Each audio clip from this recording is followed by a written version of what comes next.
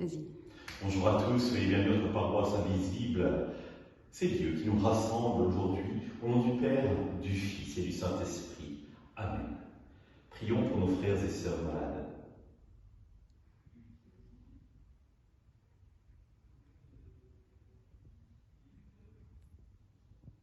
Prions pour les soignants et tous ceux qui œuvrent pour le bien commun.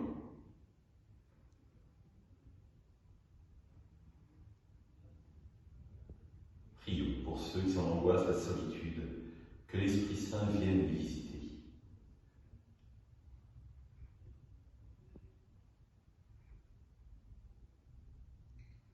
Pour magnifier notre communion, je vais maintenant allumer cette bougie au cierge pascal.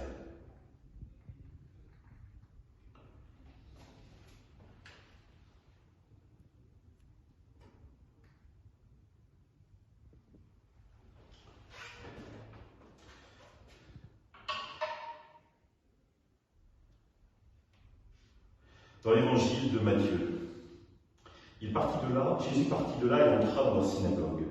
Or, il s'y trouvait un homme qui avait une main atrophiée.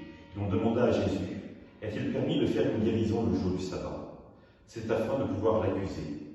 Mais il leur dit, si l'un de vous possède une seule brebis et qu'elle tombe dans un trou le jour du sabbat, ne va-t-il pas la saisir pour la faire remonter? Or, un homme vaut tellement plus qu'une brebis.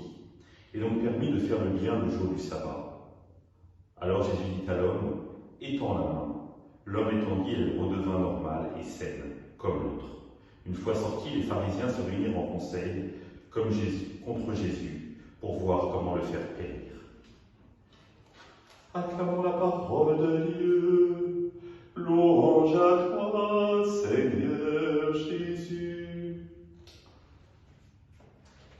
La cohérence. Accepter d'être cohérent entre notre vie, notre foi, entre ce que nous vivons, ce que nous faisons et ce que nous disons. Tel est l'appel de Jésus. Et il interpelle les Juifs avec cette histoire toute simple. Quel homme ne va pas chercher sa brebis qui est blessée, même un jour du sabbat? La réponse est évidente. Ce qui compte, ce n'est pas la loi, c'est l'esprit de la loi. Est-ce que les actes que la personne va poser sont guidés par l'amour ou pas? Tout le reste est second.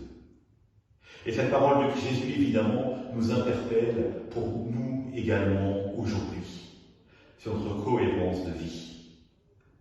Et vous le savez bien, vous qui êtes parents, c'est d'autant plus marquant parce que les enfants, immédiatement, nous montrent comment nous ne sommes pas cohérents entre ce que nous leur demandons et ce que nous vivons.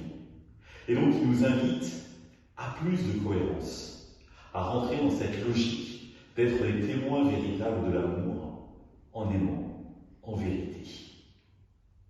Alors oui, peut-être pouvons-nous prendre la décision aujourd'hui de ne pas nous laisser guider par nos habitudes, mais de mettre l'amour au cœur de notre journée et de se poser à chaque instant de la journée. Qu'est-ce qui me guide? Est-ce que c'est la loi ou est-ce que c'est l'amour? Et évidemment, la bonne réponse, c'est l'amour. L'amour de Dieu jusqu'au bout. L'amour dont nous devons être les témoins. L'amour dont nous devons être les acteurs. Soyons porteurs d'amour au cœur de notre société, même si des fois cela nous met en contradiction avec celle-ci. Même si des fois cela peut déranger les gens. Ce qui compte, c'est aimer. Le Christ en a été le premier acteur et le premier témoin. Ensemble, nous prions. Notre Père, qui es aux cieux, que ton nom soit sanctifié, que ton règne vienne, que ta volonté soit faite sur la terre comme au ciel. Donne-nous aujourd'hui notre pain de ce jour. Pardonne-nous nos offenses, comme nous pardonnons aussi à ceux qui nous ont offensés. Et ne nous laisse pas entrer en tentation, mais délivre-nous du mal. Amen. Que le Seigneur nous bénisse, qu'il nous accompagne pour une journée et nous garde dans la paix, au nom du Père, du Fils et du Saint-Esprit. Amen. À demain.